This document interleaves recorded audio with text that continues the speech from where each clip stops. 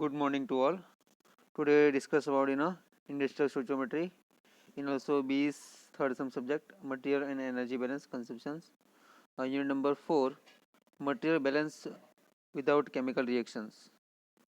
Okay અને એમાં topic છે આજનો એક્ઝામ્પલ.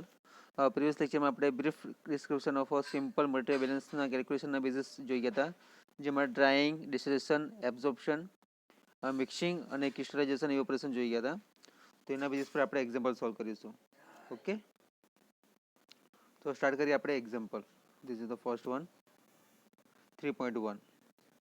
ઓકે, જે એક્ઝામ્પલમાં ડેટા આવશે એના પછી આપણને ખબર પડશે એક વર્ડ આવશે જેના બેઝિસ પરથી આપણને ખબર પડશે કે ઇવોપોરેટર છે કે મિક્સિંગ છે. જેમાં એક્ઝામ્પલમાં જોઈએ સિમ્પલી એક વર્ડ છે ઇવોપોરેટર. તો આપણે આનો ઇક્વેશન્સનો યુઝ કરીને આપણે એક્ઝામ્પલ સોલ્વ કરવાના આવશે. ઓકે, તો સ્ટાર્ટ કરીએ. First one, a single effect evaporator, એ મેઇન વર્ડ છે કયો આપણો ઇવોપોરેટર, ઇઝ ફીડ વિથ 1000 kg/h, જે આપણને બેઝિસ આપ્યો છે of weak liquid for containing 15% caustic by weight and is concentrated get thick liquid containing 40% by caustic soda यानी कि सोडियम हाइड्रोक्साइड. ओके, वेट क्या है caustic यानी कि सोडियम हाइड्रोक्साइड આપણને આપેલો છે. તો શું ફાઇન્ડ આઉટ કરવાનું છે આપણે?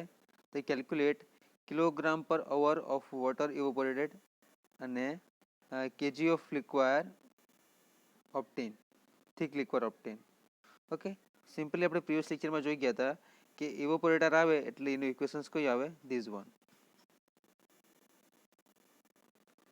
એક એક્ઝામ્પલ આપણે કમ્પ્લીટલી જોઈએ, તેના બેઝ પરથી બાકીના એક્ઝામ્પલ આપણાથી સોલ્વ થઈ જશે.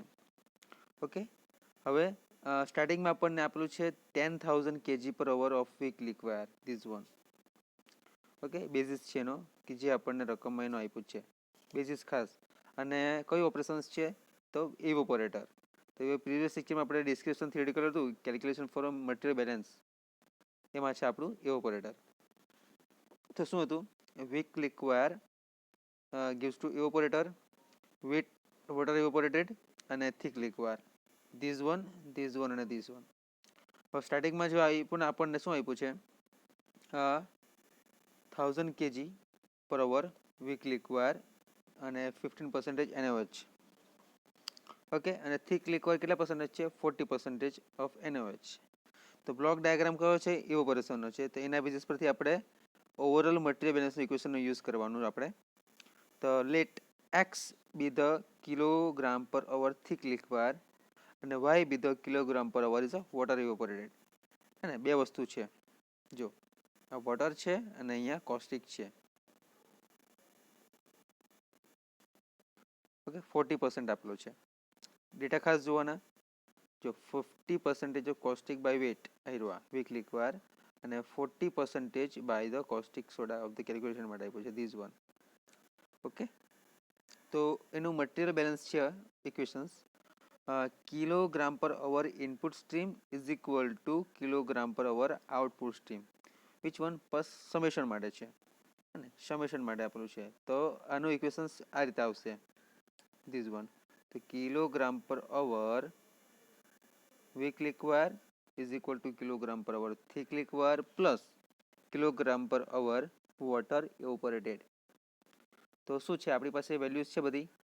kg/h વીક લિક્વાયર શું છે? This one 1000. તો અહીંયા 1000 મૂકી દીધું.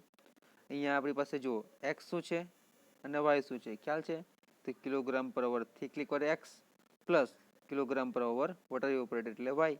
એટલે મેઇન ઇક્વેશન્સ કયું આવશે આપણું? This one 1000 is equal to x plus Y.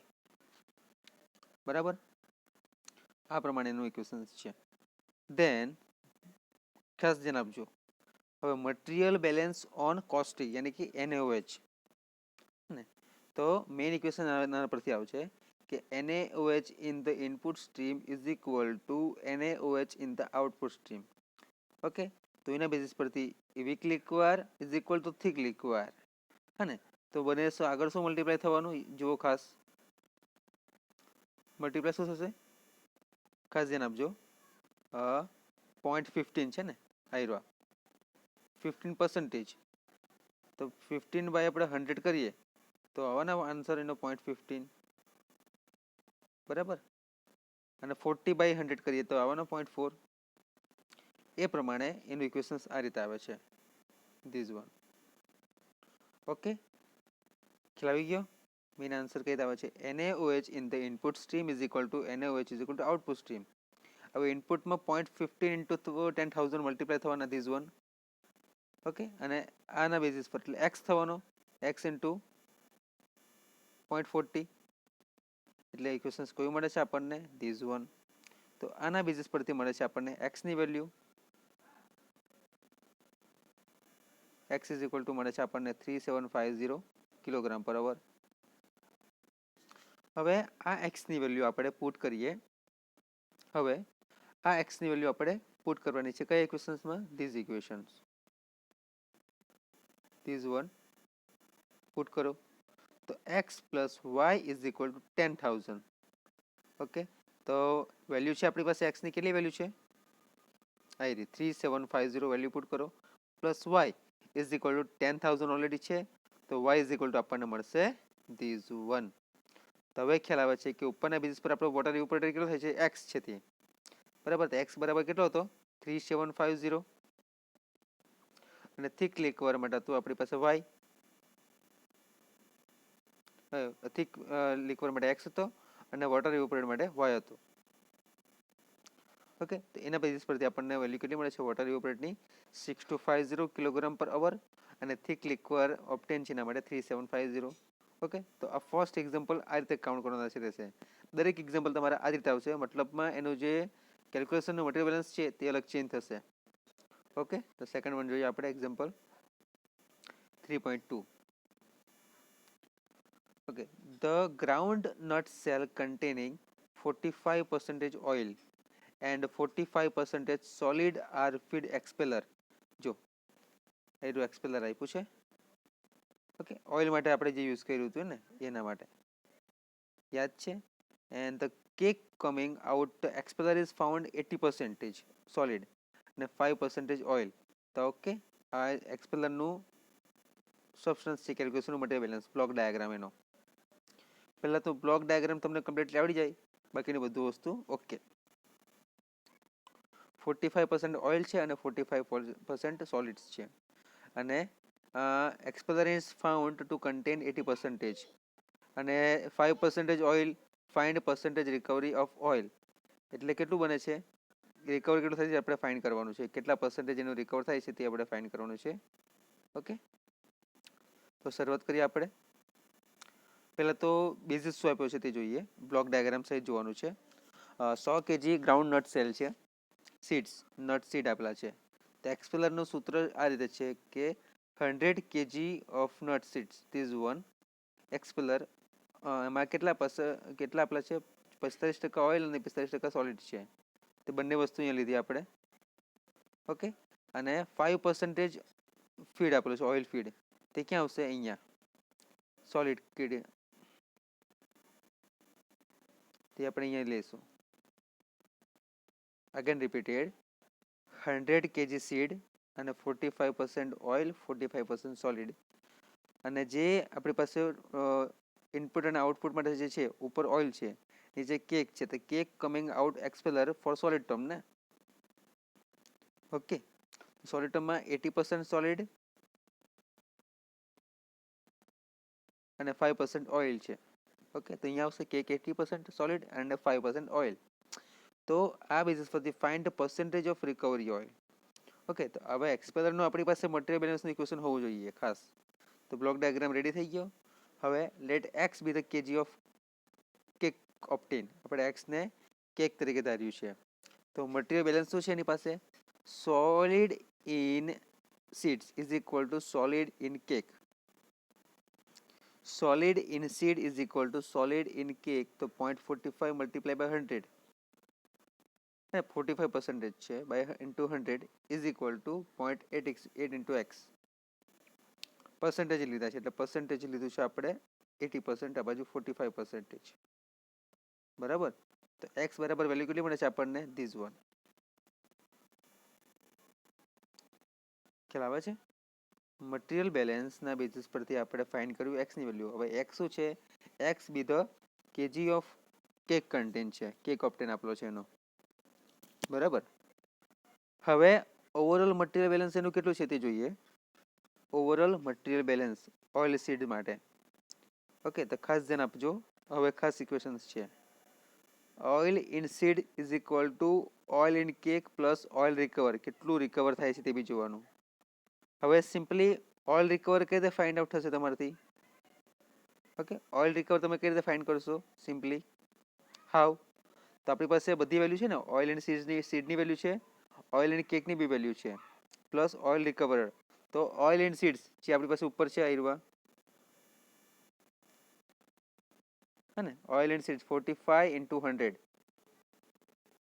Solid and seeds અને સોલિડ બંને સેમ જ આપેલા છે, ઓઇલ માટે બી સેમ રહેશે, બરાબર. હવે ઓઇલ એન્ડ કેક, કેકમાં કેટલું છે ઓઇલ? આયરું 5% ઓઇલ છે એટલે 0.05 આવવાના, પ્લસ એક્સની કિંમત છે આપણી પાસે, એક્સ સાથે મલ્ટીપ્લાય થવાનું ને એક્સ,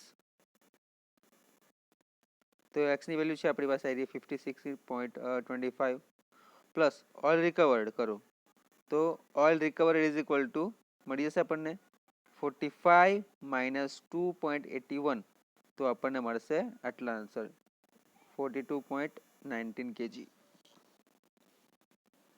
ખ્યાલ આવે છે? આ રીતના એના એક્ઝામ્પલ સોલ્વ થશે. દેન હવે આપણે પર્સન્ટેજ ફાઇન્ડ કરવાનું છે.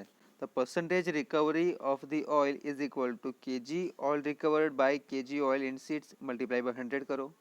તો આપણી પાસે છે 42/19/45 મલ્ટીપ્લાઇડ 100, તો કેટલું કેજી રિકવર થાય છે આપણી પાસે? 93.75% recovery of the oil, this one.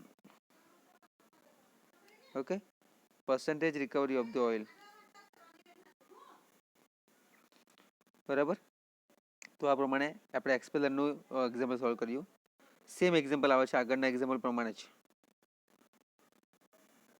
Okay, number 3, an evaporator is fed with 15,000 kg per hour of solution containing 10% NaCl છે અને 15% NaOH છે. કયું ઓપરેશન છે આપણી પાસે? ઇવોપોરેટર.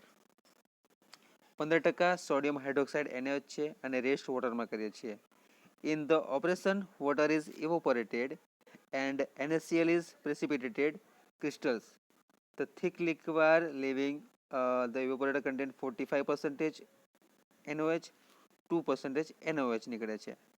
તો આપણે ફાઇન્ડ આઉટ શું કરવાનું છે જોઈ લો. kg per hour water evaporated, kg per hour salt અને kg per hour thick liquid. ત્રણ વસ્તુ ફાઇન્ડ આઉટ કરવાનું છે, યાદ રાખજો કઈ રીતે કરશું. ઓકે, ઇવોપોરેટરનું ઇક્વેશન આપણે સોલ્વ કરવાનું છે. આયરું જો ઇવોપોરેટરનું એક્ઝામ્પલ. બધી વસ્તુ ખાસ યાદ રાખવાની છે. બેઝિસમાં શું આપ્યો છે આપણને? 15,000 kg પર over weak solution feed up to the evaporator. હવે જેટલા બી પર્સન્ટેજ આપ્યા છે ફીડ સોલ્યુશન એ લઈ લેવાના.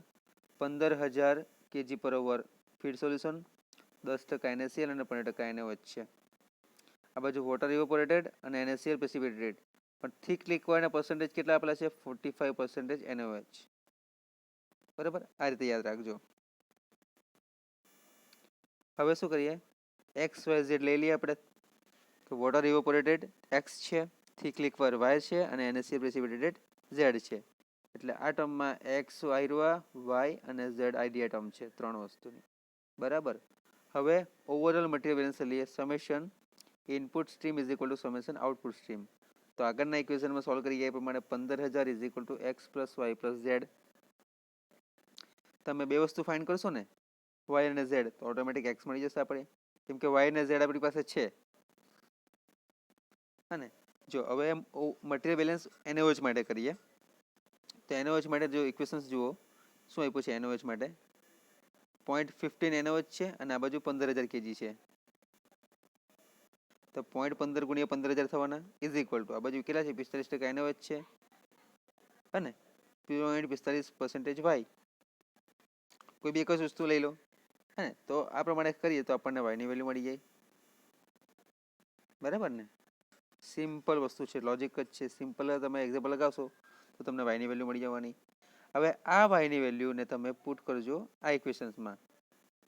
હવે શું કરવાની? આવા વાય 5,000 kg મળી ગયા ને, જો વાય શું છે આપણી પાસે થીક લિક્વાયર ને, એટલે અહીંયા આપણને 5000 kg મૂકી દઈએ તો એના પછી આપણે કેલ્ક્યુલેટ કરી શકીએ કે NaCl in a feed solution is equal to NaCl in a thick liquor plus NaCl precipitated crystals. તો આપવાનું શું છે, NaCl આપણી પાસે કેટલા આપેલા છે જુઓ રકમમાં 10% છે Cl, 10% 15000 છે ઉપર તો 15000 લીધા. આ બાજુ શું છે 0.02 શું આપેલા છે આપણને 0.02 આપેલા છે ને 0.02% આપેલા છે આપણને NaCl. હાવ કઈ રીતે આવ્યો 0.02?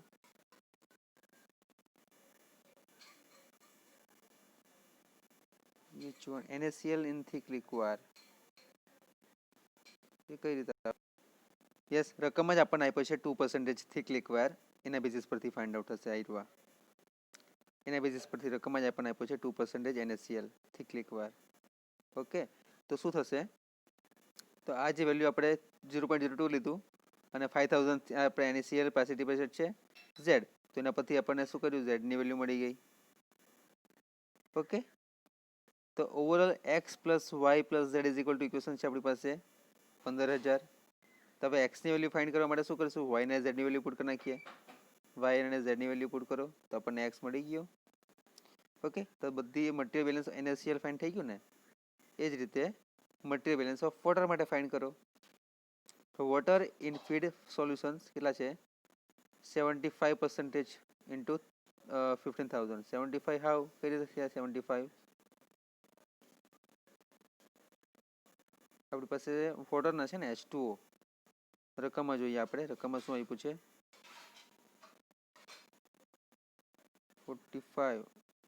75% કઈ રીતે આવે છે આ ફીડ સોલ્યુશન? તો કઈ રીતે આવશે 75%? તો હાઉ ટુ કેવાય 10 પ્લસ 15 કેટલા થવાના 25 થવાના ને. 25% આપણને NaCl અને NaOH છે, તો 100 ઓછા 25 કરો તો તમને કેટલા મળે 75. તો 75 ભાગ્યા 100 કરશો તો આપણને 0.75 મળશે.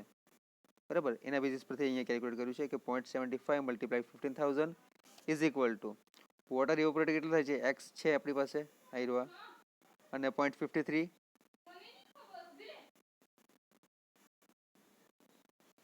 ઓકે, તો હાઉ ટુ 0.53%?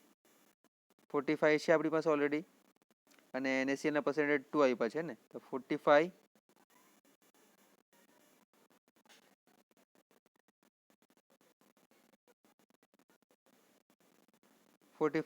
ઇન્ટુ પ્લસ આપણે કરીએ કે લઈએ 8 તો 13, 8 5 53 થવાના અને 100 માંથી બાદ કરું એને is equal two 57.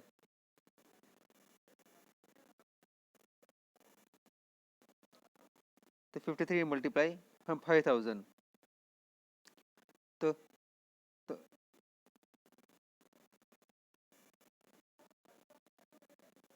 11250 is equal to 8600 plus 2650 આવવાનો આન્સર. તો 11250 ઇઝ ઇક્વલ ટુ 11250 એટલે બંને કોમન થઈ ગયા કે મટીરિયલ બેલેન્સ થાય છે ઓલરેડી.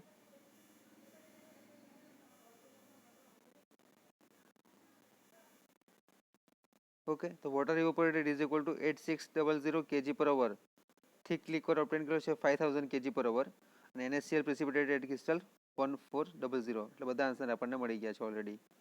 બરાબર, એક્સ ની વેલ્યુ 8600 છે, વાય ની વેલ્યુ 5000 છે અને ઝેડ ની વેલ્યુ આપણને કેટલી મળી છે 1400. Okay, thank you so much.